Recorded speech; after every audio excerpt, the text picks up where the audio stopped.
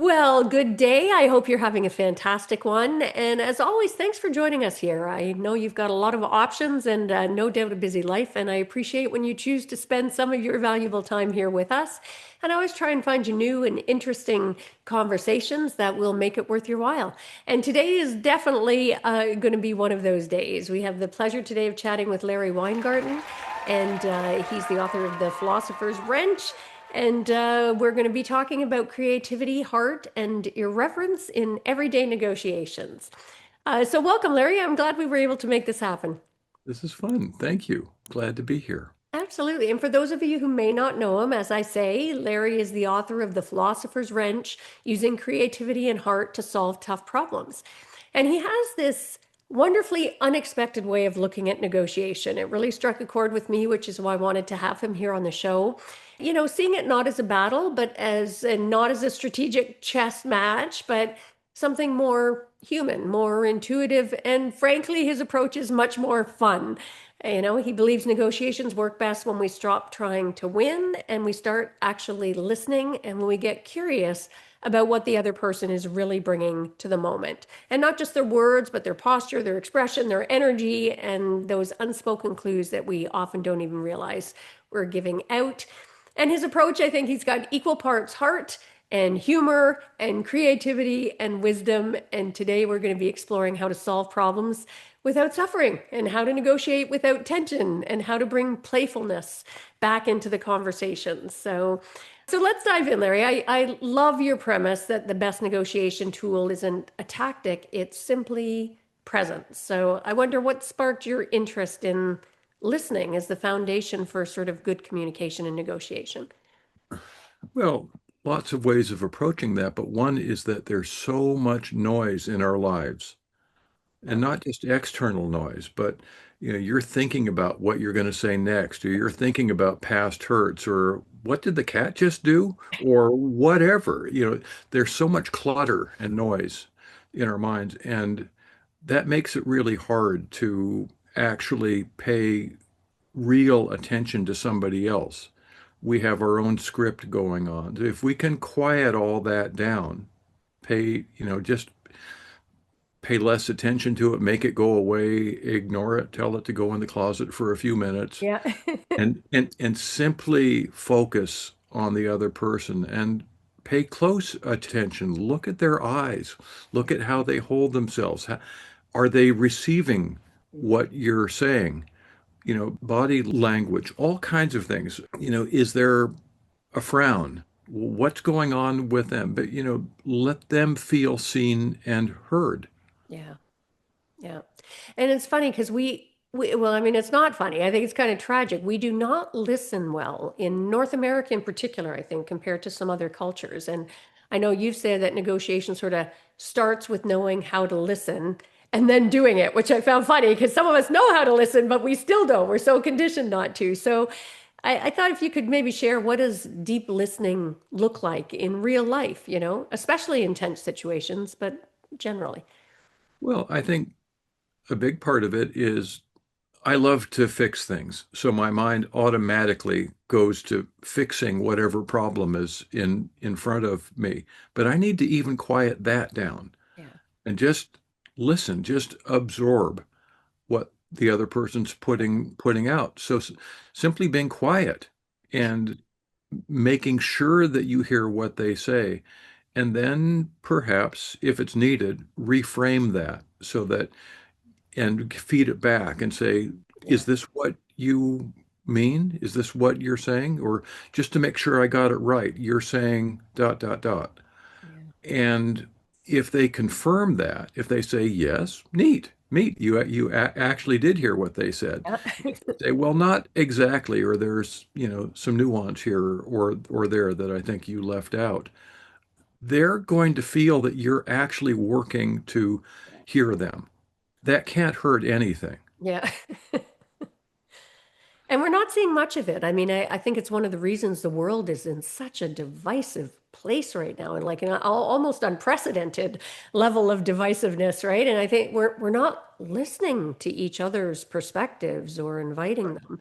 And I love you talk about noticing, and you sort of alluded to it a minute ago about sort of noticing the responses like in your head first, right? That watching and checking for those reactions and being fully present before responding, externally, if you will. So, how do you catch yourself early enough, Larry, to change the pattern? Because we are so conditioned to stay away from silence, jump in to fill the space, and, we cut each other off. Mr. Rogers was one of my mentors. He didn't know it. I came along a little late for most of what he was doing, but he spoke slowly. He left silence at the end of each sentence. He was never, embattled or mad. Yeah, He that those are not faces he showed. yeah. But he made it very clear that he knew how to listen. He was just accepting, and I really like that. Yeah. Well, and I Yeah. want to take a moment to put a pin in that just for a second because we don't pause and slow down. It's everything is fast paced and we've come to really see that as laudable, right? The successful people are people who are fine. We almost wear it like martyrs, like a badge of honor. I don't even have time to sleep. I don't have time for this, as if, it's gotten quite ridiculous. And true confession, like it's funny you say that about Mr. Rogers because I didn't love him before because I was caught up in that rat race, right? That path to success. And I found that slowness so frustrating. I just wanted to, and it's a symptom of how far we've gone. And down a path where we don't allow the space and grace for ourselves, let alone others. Now, your book combines, I'd said in the introduction, you've got that creativity. You're clearly a really funny guy, obviously also a very thoughtful guy, lots of heart and common sense. It's almost mischievous the way you approach it. So, can you maybe share a moment when approaching a conflict creatively changed the outcome for you? Well, how about a story about someone else that I got to watch both sides of it? Sure.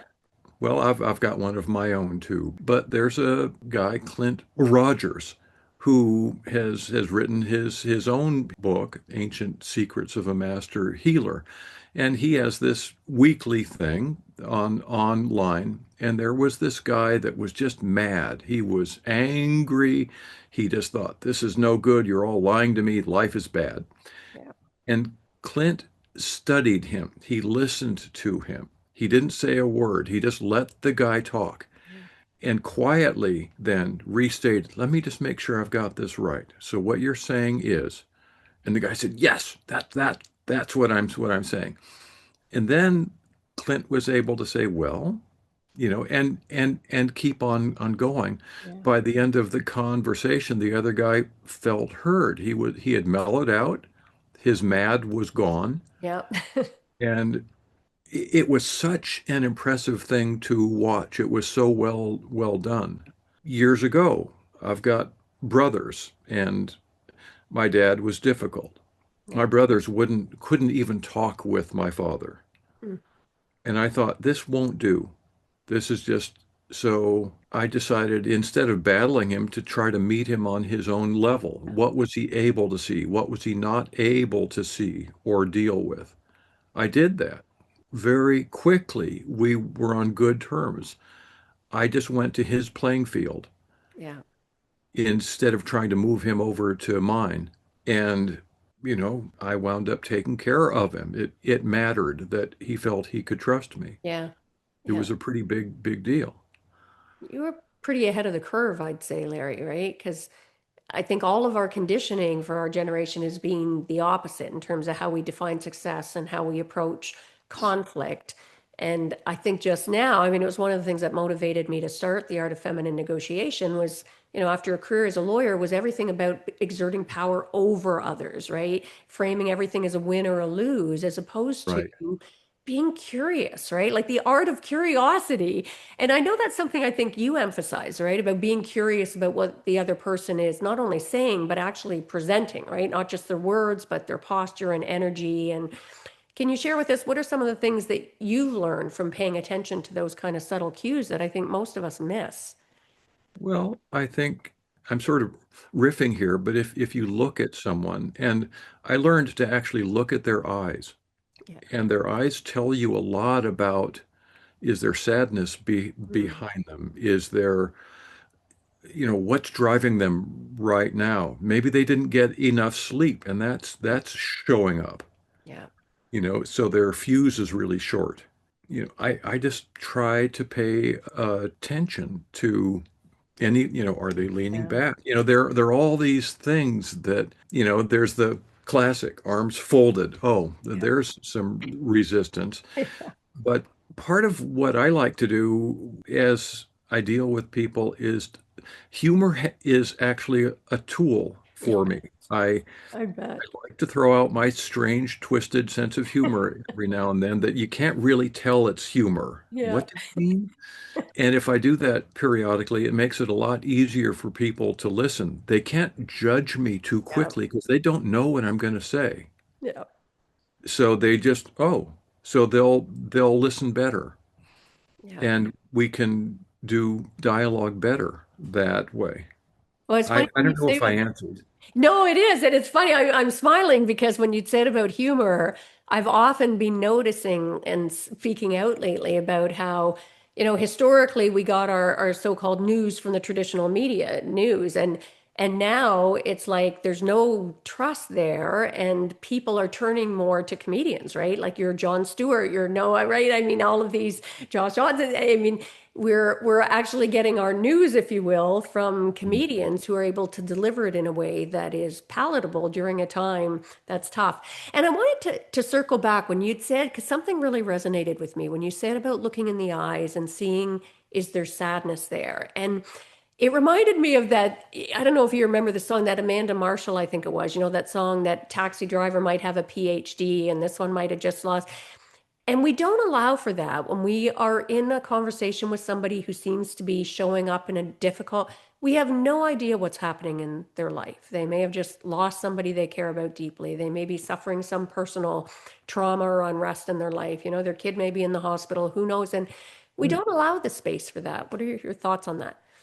It matters so much to understand, what they're dealing with. So often people come at you with their own hurts, past or present, Yeah. maybe future. They're worried, Yeah.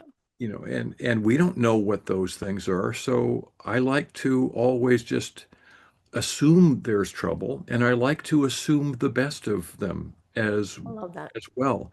When you have high expectations of someone, they often jump up a little higher to meet those expectations. Yes. I deal with a lot of disadvantaged youth, and I have high expectations, and they're surprised. You don't think I'm going Yeah. to try and rob you? Yeah. Pretty much. You have high expectations of me instead of low, Yeah. and they're not used to it, and they want to prove me right. Yes. And the opposite is also true. And I think that you've just hit at the core of something so important because when we feel threatened or we're, buying into that conditioning, we often attack, right? And with bullies, people immediately like, okay, I've got to get my game face on. And before my epiphany, a decade ago, I would have been guilty of that as well. And definitely would have been that, your best defense is a good offense. If somebody had hurt me or I was feeling threatened, I would be more likely to attack, right? In that litigation mode. And Mhm. I have learned that the opposite is true. Like the best way to deal with a so-called bully is to, when a conversation's going sideways, I often say, okay, let's just take a moment here because I know that treating people with dignity and respect is important to you. And we seem to be off track. And just saying those words, I can't tell you how many times I've seen somebody, they physically soften and they change. And then when you frame that better version of themselves, just as you said, they try and step into that version, right? Rather than the bully. And I wanted to talk about because I know you advocate that negotiations become easier when we stop approaching them from a scarcity mindset. And that's something I've become increasingly aware of, that sort of impact of showing up with a scarcity mindset, which I no doubt had, grew up in a low rental apartment. I remember my parents always fighting about money because there was just never enough. And it changes how you see the world. So Right. I'd love your thoughts on how does scarcity show up in everyday interactions and how can we shift out of that kind of approach? Well, I think money is a real big one. I think a very long time ago, Ann Landers said that money or lack of thereof was the reason for 75% of the divorces. Well, Clearly, it causes trouble, yeah, and not just for the parents, but what about the kids? yeah. I mean, I grew up household. Mom was given a limited budget. She was a stay-at-home mom. She was given a limited budget to work with. My dad only gave her money to buy shoes when other people told him there are holes in your wife's shoes. So we grew up pinching pennies till Lincoln screamed. Yeah. It was just part of the deal. I've never heard that before. That's hilarious. Okay. I just made it up, you know. So, money is a big cause of, I don't know. Can you, Well, I tend to get lost yeah, no, I know. I'm guilty of that too. Sometimes I used to be in the middle of making submissions and I'd go off on some tangent and my brain's going, find your way back, Cindy, find your way back. Just like, how do we shift out of that scarcity mindset? Because I think when we can get out of that scarcity and into an abundance mindset, we show up better, better versions of ourselves. We get better outcomes, we negotiate better. a lot more happens when you work with people. Yeah, If you can collaborate with this person on the other side of the table and say, what can we build together? What can we make happen that neither one of us could make happen on our own? What do you know? How can what I know complement that? Just throwing things like that out it makes room for good things. Do you know somebody who can do, yeah, just sort of working with them to make stuff happen? That works because then you're asking someone for something that they know they're good at, that they have strength in, and asking them to use that, which they like doing. I love troubleshooting. yeah, Ask me anything about hot water. I love it, yeah. and I can help. I don't even need to get paid. I just like doing it. Well, and I want to really again allow for our listeners there. I invite you to just take a moment to breathe that in because you actually just got a master class from Larry there when you like the stuff he was so casually and intuitively throwing out about approaching sort of that collaboration.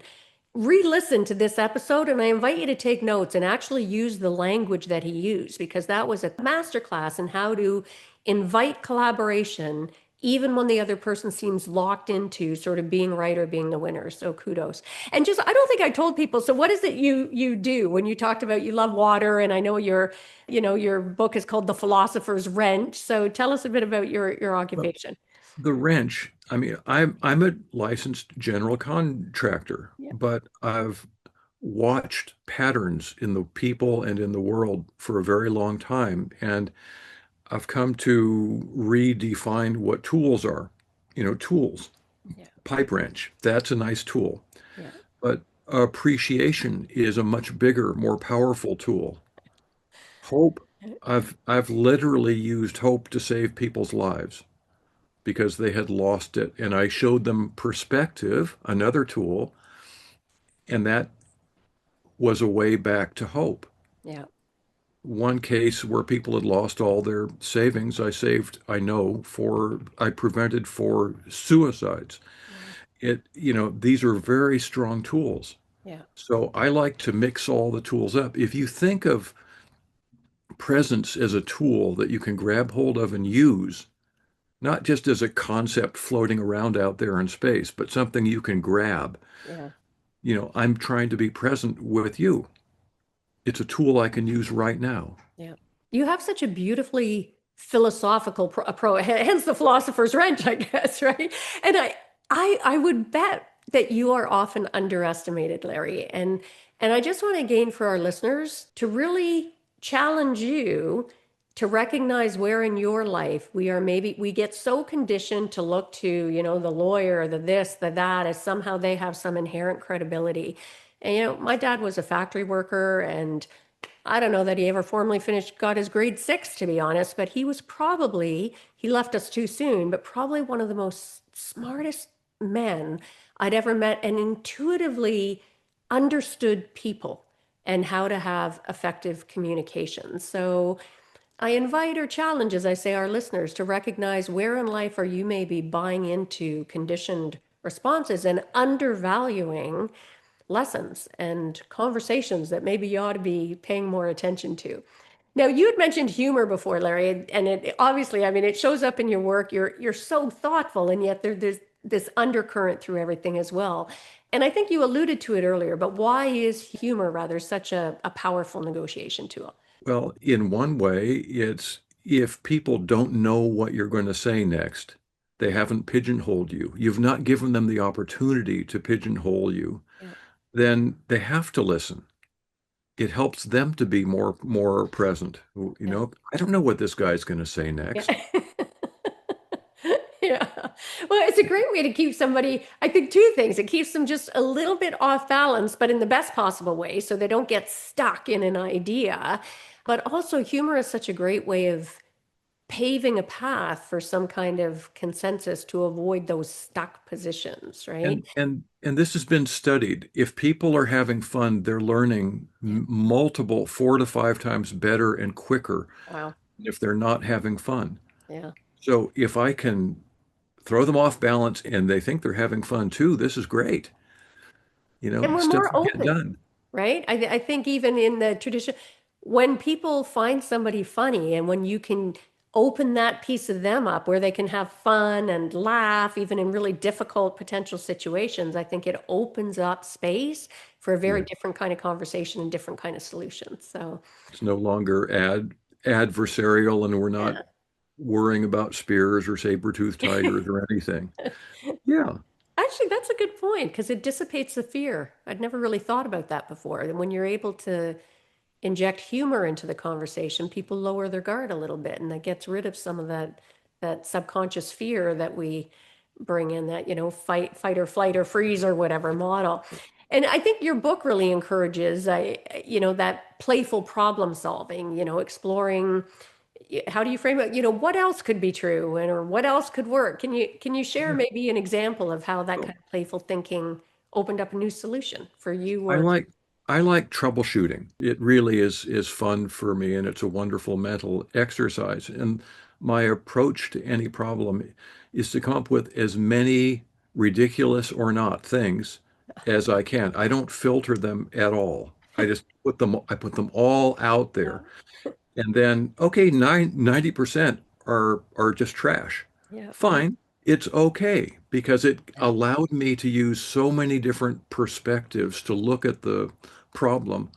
Ultimately, that problem is going to get solved yeah, because, I've surrounded it. I've looked at it from the space and time. I've looked at it from the position of big down to small, heat transfer, corrosion processes. I've looked at it every which way yeah, so that I will come up with a fix. yeah. And you know what's beautiful about that? As you're saying it, it allows the space with it. Sometimes it's the so-called crazy ideas, those out of the box, the inconceivable ideas that spark, whether for you or somebody else, that spark an idea that nobody would have ever gotten to but for the so-called crazy idea. And I love that Mm. approach, even not just in your occupational work, but in conflict resolution, right? Throw And, out the ideas. There's no such thing as a stupid idea. Let's just brainstorm and see what and happens. and I'd like to throw out there that this is something that kids are really good at. Yeah, that's true. We were all once kids. It's in there someplace. Yeah, yeah. And I don't think the kids vanished. I think they're still in there. Yes. They're still saying, "Hey, why don't we go look at that thing?" And oh, I'm too busy. I'm a grown Yeah. up now. But, they're still there. So I don't think it's a hard resource to tap into. Yeah. Yeah, and it's a shame really because our societal expectations almost beat that childish wonder out of us. And it's the secret to success. I wrote an article once about your inner child is the key to more effective negotiations or something. Because when you think about it, kids are great intuitive negotiators, right? Some of the basics, even like timing, they know not to ask mom and dad if they're in a pissy mood, right? They wait, they choose their time right, and they're not afraid to ask, but why? Why? And they bring persistence to the table and creativity to the table. I mean, all of the things that you would associate with being great negotiators, they're just naturals at. So Hmm. I love that. What's one misconception that people have about negotiation that you would maybe love to debunk? Well, I think just the word suggests that it's confrontation, Yeah. that it's not a it ideally I would like to see negotiation as a collaboration. We're Yeah. working together to get something done, not as well, and this scarcity mindset, there's only X number of dollars in the pot, and if you have more, then I'm going to have less. Yeah. That's wrong. Yes. That just isn't true. If we work together, we can double the size of that pot pretty quickly. Yeah. Well, and it's funny, there's two elements there, right? That approach, but also it goes back to what we were saying about that scarcity versus abundance mindset. So you have this uncanny ability to sort of bring these simple concepts that, well, I'd say they're simple, and yet we don't do them. So obviously something's lacking. So for listeners who want to bring more heart and less heat into their potentially difficult conversation, what is one simple practice that you would suggest they start using today or can use? I think one of the most important ones is learning how to develop quiet inside. It's very hard. It takes effort, and it's not something you can just snap your fingers and make happen. Some people might call it a meditation. I've seen so many different definitions of meditation. I'm not even sure what it is Yeah. anymore. But but but quiet is such a useful thing. And like where I live, there are crickets. So I can simply listen to crickets Yeah. and let them crowd everything else out. I just become a chamber for crickets. Yeah. Or, or you can put your hand in flowing water and just feel that. There no words need to muddy the waters, as it were. Just feel the water flowing on your hand. Yeah. That's it. Focus on these things that help create quiet. I And if you can do that, I have this trick that I call bookmarking. If I can get to that feeling, if I can get to that quiet spot or that happy place or tropical island or whatever you want to call it, the feeling of petting a cat, you yeah. know, I bookmark it. Huh. And that means I can then, in a fraction of a second, go back to Yeah. that feeling Yeah. and take it I and, love that. live that space. And that really helps quickly. Like I've been stuttering most of my life because there was quite a lot of anxiety formed when I was told my mom was going to die when I was around 5. Oh, wow. And she didn't, but I had to write notes. I couldn't talk. Yeah. But anxiety is the root cause. And I've learned how to use this bookmarking technique to get back to an anxiety-free spot quickly so that if I'm stuck on a word, I quickly get beyond that. Yeah. What a great tip for our listeners. And again, I hope you're all paying attention out there. That's so great. Like you said, bookmark a moment, a feeling that allows you to immediately play. So then when you find yourself in an anxiety-inducing situation or in a difficult conflict-ridden situation, you're able to access that feeling and get that calm. And my gosh, we have some interesting parallels there, I must say. Like when you'd say about your mother and that you were sort of stuttered until you were 5. My dad never spoke till he was 5, apparently, which, they sent him to specialists and nobody knew what was happening. And then all of a sudden at 5, he just started talking. You couldn't shut him up then. So, but interesting. And the other thing I just want to mention, because sometimes they say there's, an idea's time has come. And as you're speaking, if I looked kind of shell shocked here on the other end of the camera, this is you are the third interview in a row that I have done where this concept about silence and the need for silence and allowing ourselves the space to settle into it and how profoundly important that is to us showing up better and being able to trust our intuition. So, for our listeners, again, I invite you go back and replay what Larry just had to say about that because it is obviously an idea whose time has come that is starting to get a little more traction, more deserved traction. So we are so busy and so driven by our to-do tasks and associating that with success that we don't allow ourselves the space and grace to just be. So I'm really glad you spoke to that, and it's a great reminder for me as well. So thank you for that. This is going to sound a little crazy, but I like to think back to what were people like something over 30,000 years ago, before we had agriculture Yeah. and before cell phones even. Yeah. What was life like then? Because our genetics, what we carry around, is really suited for that. Yeah. It's not suited for where we are now. It doesn't know what to do with True. microplastics and Yeah. constant bombardment of our Yeah. senses.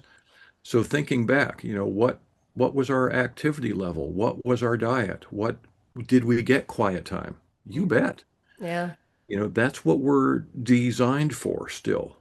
Yeah. So when in doubt, I like to, do a little time travel and get an idea what would have been a good fit. Such a great message now. I mean, I keep seeing these ads pop out, and I'd heard they were coming, but the glasses, the Google glasses or whatever, they all the different as if we're not overstimulated enough now, we're going to literally have it on our eyes, bombarding us with constant information. I find it terrifying. And again, just for our listeners, I want you to listen to the messaging here, and hopefully, if nothing else, walk away from this reminding yourself to allow the space for the silences to just appreciate nature, get away from all of the tech and just allow yourself to be. Such an important message now, probably more than ever, as we're moving in the other direction and seeing the conflict and the division and the lack of listening that comes from that. So I have loved this conversation, Larry, and I wish we had forever to keep talking about it. I could chat to you forever.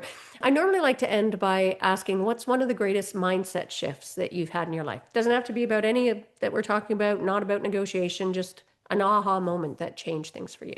I've learned that I always get more back than I give when I'm being helpful or useful to people. It never fails. It always comes back in some way. It might not come from the person I helped. It may come from some place else. But without fail, I always get more than I give. Yeah. Oh, that's a beautiful message, right? Coming from a place of service rather than that conditioned, what can I get? What can you do for me? What have you done for me lately? Coming from that place of service comes back around and then some. I love it. So where can people learn more about you, Larry? I have a website, larryweingarten.com. Beautiful. It needs a lot of updating, so We I'm, won't I'm, judge.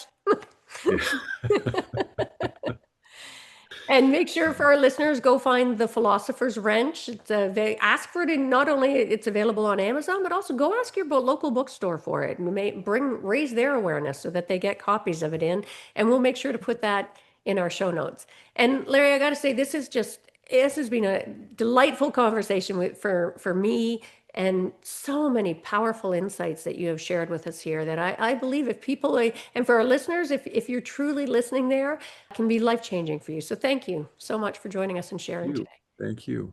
Yeah. You clearly know how to listen. Well, and I can't say that was always true, but it's something I'm constantly working on. And thank you for many of the reminders here today. And for our listening audience today, so much value here today. Please give the gift of sharing. Share this episode with everybody in your circle because my gosh, if there was ever a time we get value from the message, this is it from this message. So make sure to subscribe if you haven't. As I say, share, invite you to re-listen to the episode yourself so you can go deeper and deeper and deeper into some of these tips to negotiate your best life. And if this episode lit a fire in you and you're ready to maybe stop playing small or start playing differently to negotiate your best life, feel free to check out my programs, whether it's our one-on-one masterminds or in a powerful group or through my online programs. Definitely have you covered. Tap into that so-called feminine power and start to negotiate a better life, not just for yourself, but for those around you as well. If that sounds interesting, check it out at artoffemininenegotiation.com. And make sure to check out a copy of my Art of Feminine Negotiation book as well. And that's a wrap for this episode. So now go renegotiate the life that maybe you thought you had to settle for or follow that isn't authentic to you. And remember that every moment is a negotiation. Whether you're negotiating with yourself or others, choose presence, choose power, and choose purpose. I like to think of this not just as a podcast, but a movement where we can all be part of something bigger to redefine power, one conversation, one negotiation at a time. I hope you join the movement and lead the change and lead it with heart, negotiating like the powerful force of nature you are, and remembering that leaning into those so-called feminine traits like compassion and listening and collaboration, it doesn't mean weakness. It allows us all to be unstoppable. So until next time, take care.